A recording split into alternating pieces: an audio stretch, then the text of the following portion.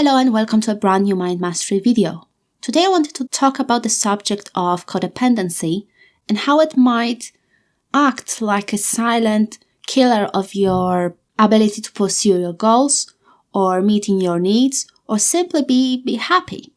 I think that in a way codependency is like a positive trait taken to an extreme.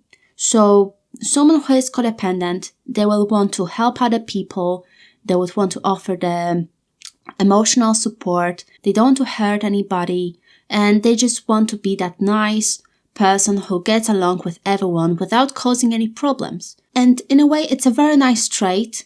However, when you take it to an extreme, that's where all the problems start and it becomes dysfunctional. Now, it's a very popular subject these days, especially associated with relationships with someone who has a borderline personality disorder or other mental health issues, or even narcissistic abuse, which is also a very popular subject, but I'm not going to go into that at the moment.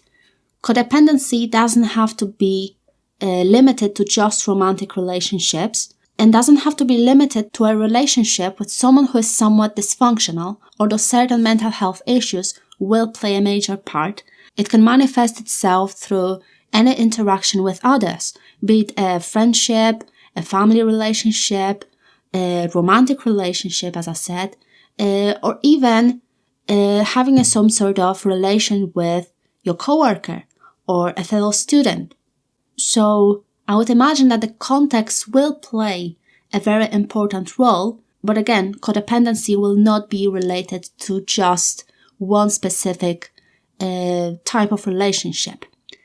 Now, what is codependency? From a perspective of someone who has been a recovering codependent for the past, 5 years or so, codependency is something like being a dependent on other people for approval, for validation, for giving a sense to your life, bringing that new meaning, for making you motivated, perhaps making you, seen or understood, and generally will make you feel like you can't enjoy your life without someone who could be dependent on you in your life. Now, in a way, it could be compared to narcissistic personality disorder, but the codependent will not be interested in being in the center of attention or manipulating someone in order to get that approval and validation. It's more like working behind the scene in order to secure some affection from someone, no matter how minimal that is. And the normal strategies for the codependent will be to offer emotional support, being stuck in relationships where we don't get our needs met, but we are always there for another person. It could also manifest itself through compulsive desire to help other people at the expense of our needs. So no matter how much sacrifice it might involve, we will want to do it. We will want to help others. We'll want to be there. And if someone challenges it, if we even think for a minute that we can't do it anymore, we don't want to do it, we will be guilt-tripped by our own feelings. We will be prevented from moving on by our own guilt feelings, by our feelings that could make us feel like we are a bad person, we are a narcissist, we shouldn't hurt other people, and we should just, swallow our negative feelings and just keep moving, keep helping, keep being there for someone else. And obviously it doesn't work. So the consequences of all these behaviors, obviously, would be diminished self-worth, lack of ability to be properly assertive in terms of setting up boundaries with other people, allowing other people to just enter our lives, do whatever the hell they want, and not saying a word of complaint about feeling misunderstood or violated or somewhat invisible.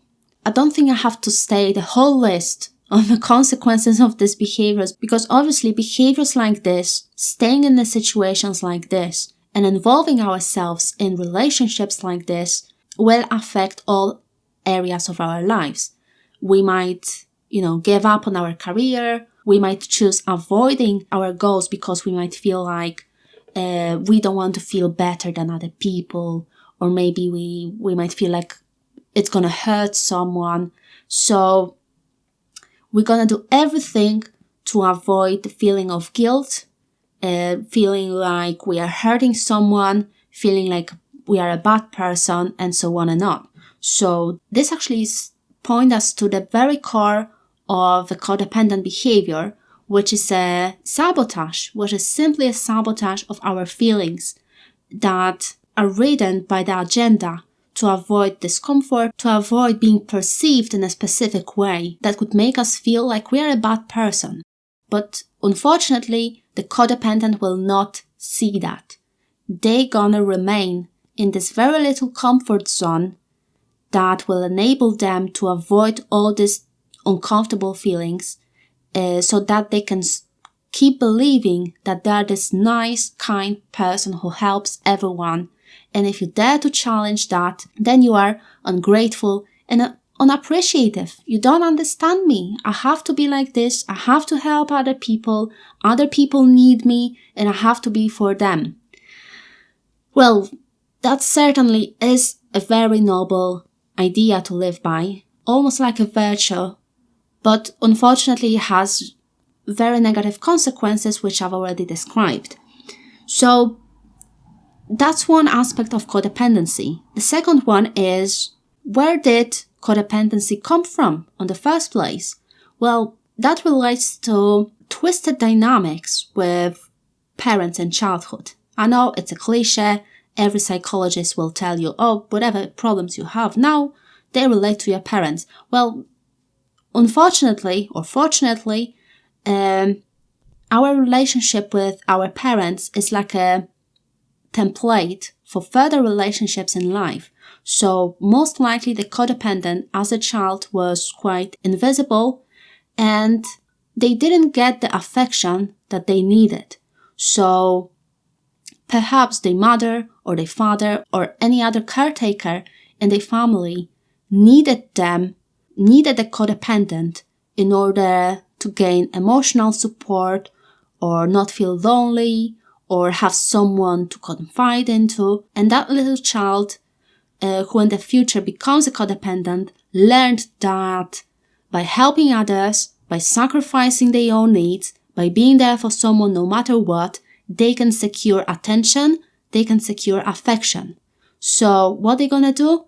They have this primer template of relating to their caretaker, and they take it into their lives, into their adult lives, which will manifest itself through all of their relationships. And this points to the very core of why codependency is often difficult to understand for the person affected with this condition, and why people are oblivious to the consequences of the codependent behavior. It's simply because they've learned that this pattern of behaviors provide them with affection that they need. It's a very basic human need. We all need affection. We all need certain amount of validation from other people. We want to feel understood and loved and liked. There's absolutely nothing wrong with that. The problem is how we go about securing these needs. The codependent learned that by sacrificing themselves for others, by trying to meet other people's needs, they can secure this affection.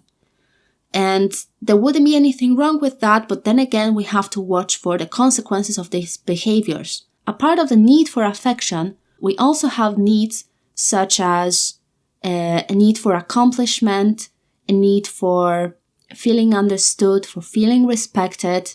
And of course, we all have this self-actualization need, which allows us to express ourselves and live up to our potential. Now, if we imagine that the need for affection is somewhere on the middle of the, let's say, Maslow pyramid of needs, then if we screwed up this need, if there's something wrong, if we have a very unhealthy pattern that keeps repeating itself, then we'll not be able to progress onto higher needs, such as self-actualization need, because we'll not be able to get this need met. So that leads us to the question, can codependency allow us to gain the affection that we need and desire? Well, you have to answer it to yourself. Imagine if you sacrifice yourself towards another person, if you never fully share what you feel, what you want, what you desire, and that in turn causes you to feel somewhat invisible. If you sacrifice your needs, if you ignore your needs, then is it really an affection? Does it really make you feel respected? Can you gain a good and healthy self-esteem from this pattern? Can you feel that you respect yourself, that you can meet your other needs whilst also sacrificing them for another person? I hope I don't have to explain this because it's pretty much straightforward. And obviously the answer is that no, you can't do it because essentially it's like a system error. You can't strive towards meeting your needs while also sacrificing your needs for another person. Can you see the conflict here? Well, if you are codependent and if you can see this conflict, then that's a very big step towards getting out of this pattern that keeps you in, persistent lack of satisfaction, low self-esteem, and lack of ability to be assertive and fight for what you want and desire. The only way that you can get your needs for affection in a very healthy way is to be authentic, be yourself, don't hide, don't try to be someone who you are not, don't try to pretend that you are someone different in order to gain affection from other person, because that's going to be superficial. It will never reach the very core of yourself, the very core of your person, where you can feel honest and authentic feelings. This, of course, puts you in risk of, rejection or ridicule. It's simply impossible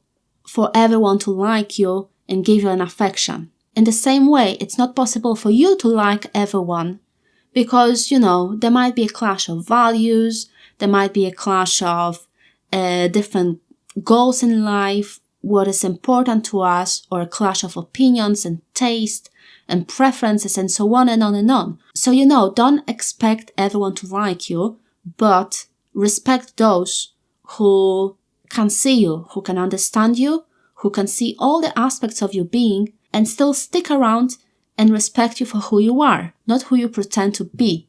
So this is something important for the codependent to understand in order for them to stop hiding, stop keeping quiet, stop letting other people to walk over you, imposing their own values and what is important, imposing on you the expectations of who you should be, how you should behave, what you should wear, and so on and on. So, an important step on the recovery from codependency is to be absolutely honest with your feelings, likes, dislikes, preferences. If you can't do that, you're gonna remain dependent on other people to tell you what you should like, who you should be. So you gotta be authentic, you're gonna evaluate your feelings and actually take a closer look as to whether these feelings are valid and they are not just excuses for certain beliefs that make you feel comfortable because you can avoid this ridiculous feeling and impression that you are some bad person or a selfish person because you want to get your needs met. This is the first step. If you can't do that, then you can progress towards actually taking action in order to avoid codependent relationships. And this will involve things like setting up boundaries.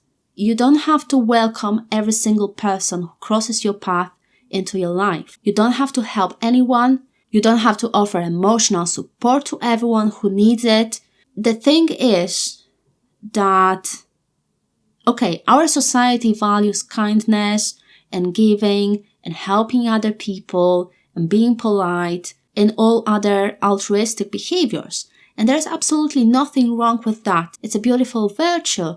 It's a very high virtue where we care for one another, we care for other human beings, and when we want to be simply kind and compassionate towards each other. Nothing wrong with that. But again, as I said on the beginning of the video, if we take this trait, if we take this virtue into an extreme, that's where the problem starts. So the way around this is not to actually become completely selfish and stop giving a shit about other people. Although this, I suppose, would be fine as well if that's what you want to do. But once you are honest and authentic with your feelings, you will find out that there are some times that you want to help others and there are some times that you don't want to give a shit.